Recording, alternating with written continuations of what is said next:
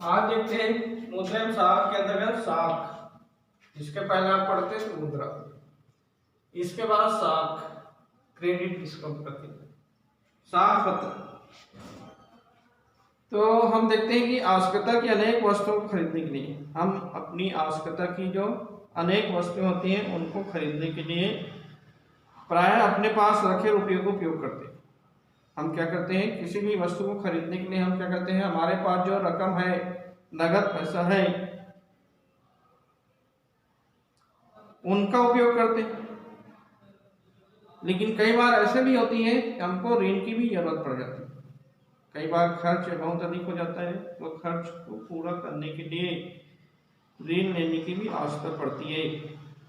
और ऋण हमें या तो परिचित व्यक्ति से लेते हैं, या व्यापारी से लेते हैं, या फिर ऋण देने वाली जो संस्था है, ऋण देने वाली संस्था से लेते हैं।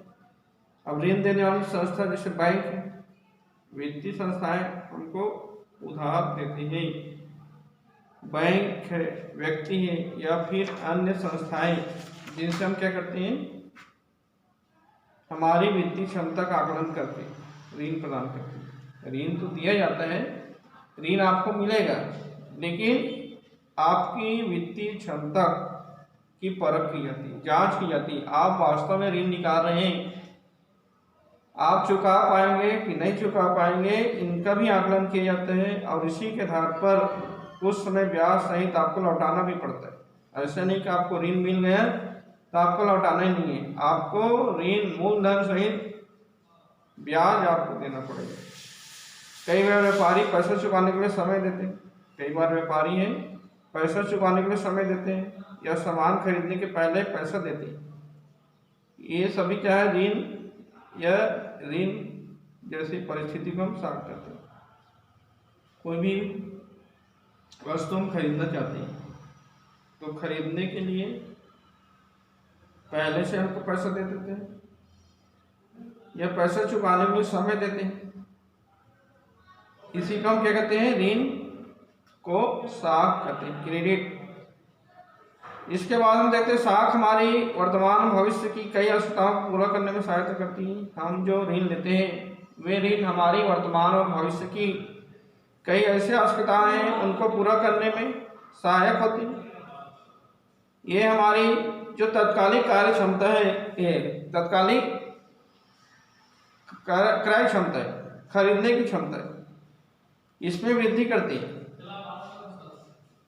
और वही बैंक या व्यक्ति हमें ऋण देने के एवज में ब्याज के रूप में किराया प्राप्त करते हैं। हमको ऋण तो प्रदान की जाती है, ऋण के साथ साथ हमको ब्याज देनी पड़ती है, और वो ब्याज को किराया के रूप में प्राप्त करते हैं। क्योंकि हमको ऋण जो देना है, ऋण हम लिए हैं उसको ब्याज सहित हमको चुकाना है, ब्याज और मूलधन हमको हर माह चुकाना है। और यह ब्याज हमें बैंक पैसों को उपयोग करने के बदले में, हम जो पैसा उधार लिए उसके उपयोग के बदले में हमसे क्या प्राप्त करते हैं, ब्याज प्राप्त करते हैं। इस प्रकार दुकानदार की कुछ चीजें बाजार में ग्राहकों को ऋण सुविधा देने पर बिक जाती है। दुकानदार की कई ऐसी वस्तुएं हैं, ऑफर जिसको आप कहते हैं, नहीं ऑफर निकाला है, किस्त में आप पैसा जमा कर सकते हैं। टीवी खरीदना है, वॉशिंग मशीन खरीदना है, रेफ्रिजरेटर खरीदना है, तो आपके पास यदि नगद पैसा नहीं है, या 2 पहिया वाहन खरीदना है, 4 पहिया वाहन खरीदना है, तो आपके पास नगद पैसा नहीं है, तो दुकानदार क्या करती है, ऋण सुविधा प्रदान करती है।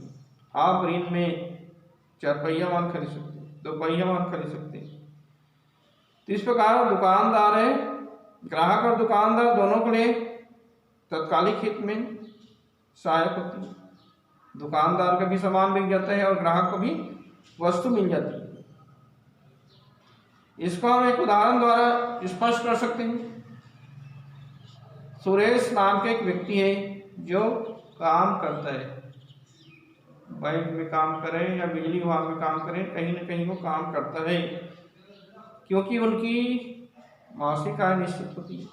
उनकी मासिक आय क्या होती है, निश्चित होती है। 50,000 रुपये यदि प्रति माह पेमेंट मिल रहे हैं तो 50,000 रुपये है, उनकी आय सीमित है, और सीमित आय से वो आवास नहीं बना पाता। और मकान बनाना चाहते हैं लेकिन मकान नहीं बना पाता, तो उसको क्या लेना पड़ेगा? आवास के लिए ऋण लेना पड़ेगा, ऋण लेकर मकान बनाने के लिए।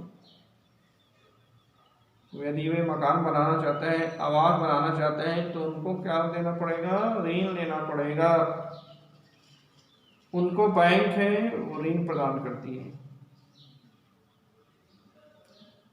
लेकिन सुरेश को बैंक से ऋण तो मकान बनाने के लिए मिल जाएगा, लेकिन मकान से जुड़े जो शर्तों पर ही ऋण मिलेगा। आपको ऋण मिलेगा लेकिन शर्त होता है, शर्तों के आधार पर आपको ऋण मिलेगा।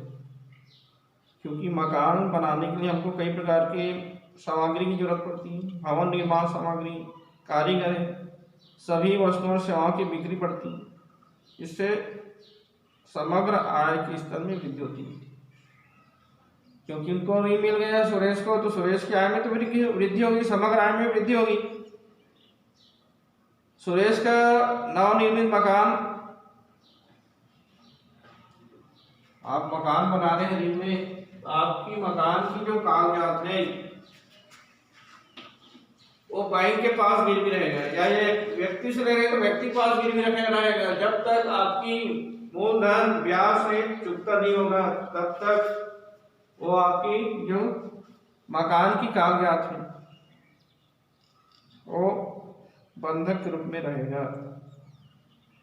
आप यदि 10 साल के लिए ऋण लिए या 15 साल के लिए ऋण लिए हैं, तो 15 साल में पूरा ऋण मूलधन सहित चुकता होने के बाद ही आपको वो जो कागजात है, घर की कागजात या जमीन की कागजात है, वो आपको प्राप्त हो जाएगा। इस प्रकार हम देखते हैं कि सभी प्रकार के ऋण नगद या संपत्ति को बंधक रखने पर ही प्राप्त होती है। जितने भी ऋण आप निकालते हैं, तो ऋण निकालने के लिए आपको संपत्ति को बंधक रखना पड़ेगा, गिरवी रखना पड़ेगा, तभी आपको क्या होगा? ऋण प्राप्त होगा। तो इस प्रकार हम देखते हैं ऋण की सुविधा एक और हमारी आवश्यकता आय संपत्ति में वृद्धि के अवसर प्रदान करती है। ऋण की जो सुविधा है एक और हमारी आय में हमारी आवश्यकता की और संपत्ति में वृद्धि प्रदान करती है या वृद्धि के अवसर प्रदान करती है। वही दूसरी ओर कई लोगों को ऋण के बोझ में भी जकड़ लेती है। ऋण हम लेते हैं तो एक और वो हम हमारी संपत्ति में वृद्धि करती है, लेकिन दूसरी ओर यदि हम देखें तो वो ऋण है कई लोगों को जकड़ लेती है, जाल में फंस जाते हैं, ऋण के बोझ में दब जाते हैं। यदि हम एक उदाहरण देखें, इसको भी एक उदाहरण द्वारा स्पष्ट कर सकते हैं। एक छोटी सी किसान है स्वप्ना नाम की, वो 3 एकड़ में मूंगफली उगाती है। स्वप्ना नाम की किसान है, वे 3 एकड़ में मूंगफली का उत्पादन करते हैं इस उम्मीद पर कि फसल तैयार होने पर कर्ज अदा करेंगे। इस उम्मीद से वे कर्ज लेती है कि फसल अच्छी होने पर कर्ज को चुका देंगे, अदा कर देंगे। खेती के खर्चों से वह साहूकार को ऋण लेती है। खेती के खर्चों के लिए साहूकार से ऋण लेती है। खेती करने के लिए, मूंगफली की खेती करने के लिए 3 एकड़ में साहूकार से ऋण लेती है, लेकिन कीटों के हमले से फसल बर्बाद हो जाती है, कीट पतंगे लग जाती है। कीट है फसलों को खराब कर देती है। और कीट से छुटकारा पाने के लिए स्वप्ना के द्वारा क्या की गई है? कीटनाशक दवाइयों का छिड़काव भी करती है, लेकिन उससे कोई फर्क नहीं पड़ता है। कीटनाशक दवाई का छिड़काव भी करती है, लेकिन कीटनाशक दवाई से कीड़े मरते नहीं है, कोई फर्क नहीं पड़ता है। तो हर साहूकार को पैसा लौटाने में असफल हो जाती है, क्योंकि फसल उत्पादन प्रभावित हो गया।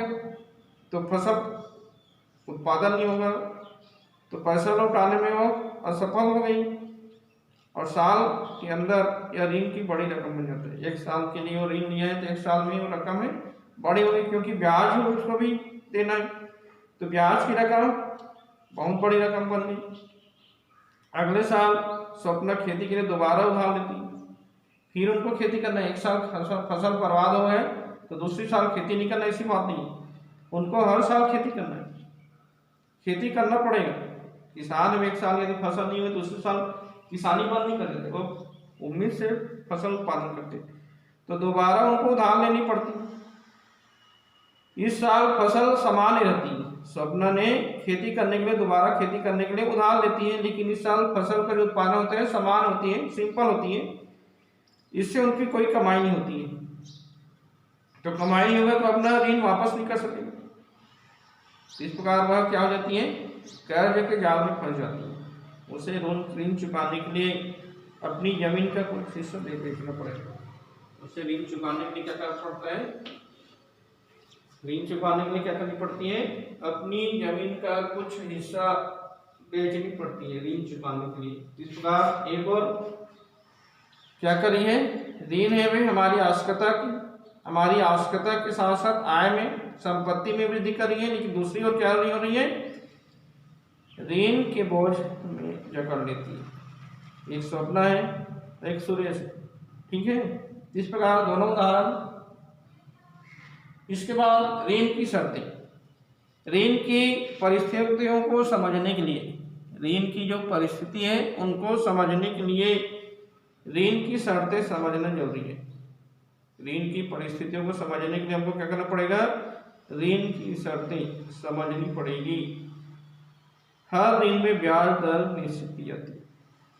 हर ऋण में क्या होती है, ब्याज दर निश्चित कर दी जाती है, जिसे कर्जदार मूल रकम के साथ अदा करना पड़ता है। आप कर्जदार हैं, कर्ज लिए तो कर्जदार है, तो कर्जदार को मूल रकम के साथ साथ ब्याज भी जमा करनी पड़ती है। उधारदाता को कोई चीज गिरवी रखने की मांग कर सकते हैं। उधारदाता जिससे आप उधार ले रहे हैं, वो उधारदाता क्या कर सकते हैं, कोई चीज गिरवी रखने के लिए, कोई चीज बंधक रखने के लिए मांग कर सकता है। ऐसी संपत्ति है जिसका मालिक कर्जदार है, ऐसी भी संपत्ति है जिसका मालिक कर्जदार है, जैसे भूमि है, इमारत है, गाड़ी है, पशु है, बैंक में पूंजी, और इसका इस्तेमाल वह उधारदाता को गारंटी देने के रूप में करता है।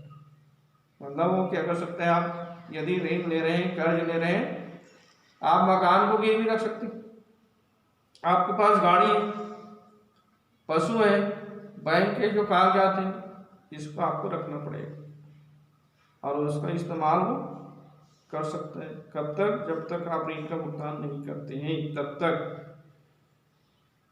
तो ये हो गया ऋण की शर्तें। इसके बाद भारतीय रिजर्व बैंक की भूमिका। भारतीय रिजर्व बैंक की भूमिका आप सबको मालूम है। भारतीय रिजर्व बैंक क्या करती है, नोटों का निर्गमन करती है। भारतीय रिजर्व बैंक को बैंकों का बैंक कहा जाता है, इसको केंद्रीय बैंक के नाम से भी जानते हैं।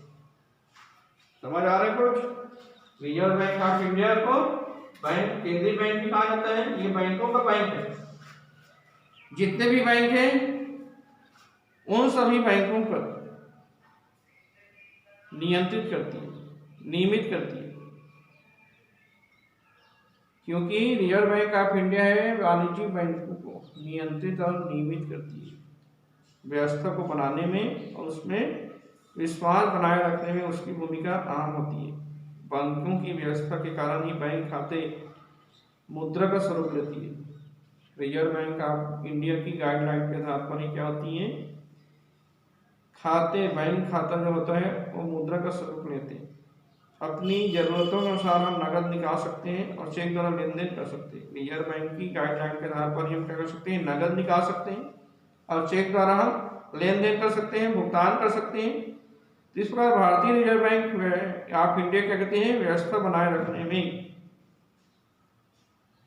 कई बैंकों पर नियम लागू करवाती है, क्योंकि समय समय पर रिजर्व बैंक ऑफ इंडिया में नियम बनाते, कानून बनाते हैं और इन कानूनों का सभी बैंकों को पालन करना पड़ता है।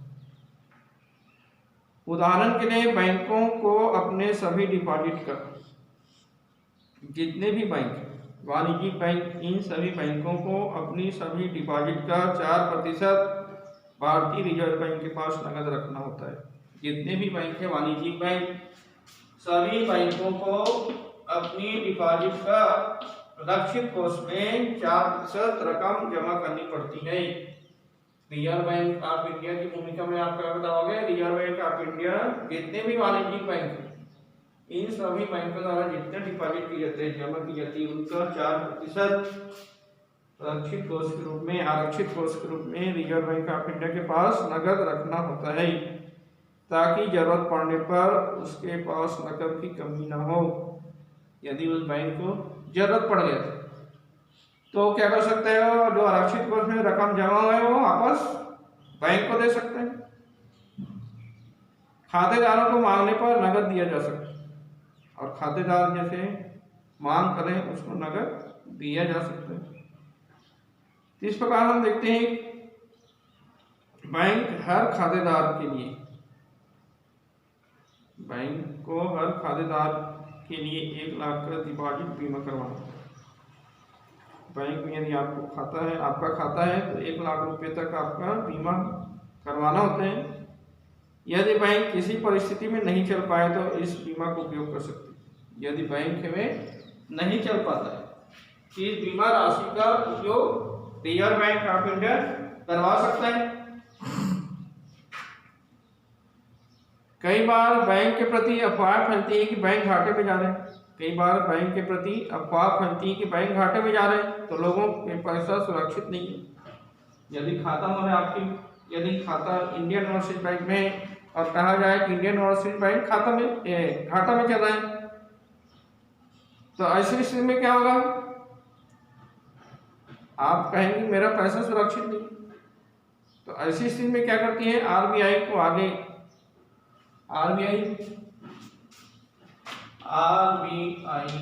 इसका शॉर्ट नेम है रिजर्व बैंक ऑफ इंडिया, भारतीय रिजर्व बैंक ऑफ इंडिया कहते हैं। आरबीआई मतलब रिजर्व बैंक ऑफ इंडिया, भारतीय रिजर्व बैंक ऑफ इंडिया, इसको आगे आना पड़ता है। इन्हीं कारणों से भारतीय रिजर्व बैंक क्या करते हैं 4% डिपॉजिट का अपने पास जमा कराती है ताकि समय आने पर यदि बैंक घाटा में चल रहा है या नुकसान हो रहा है तो ऐसी स्थिति में उसको संभाला जा सकता है। भारतीय रिजर्व बैंक को यह भी सुनिश्चित करना होता है कि भारतीय रिजर्व बैंक को यह भी सुनिश्चित करना पड़ता है कि बाजार में रुपयों एवं पैसों की कमी न हो।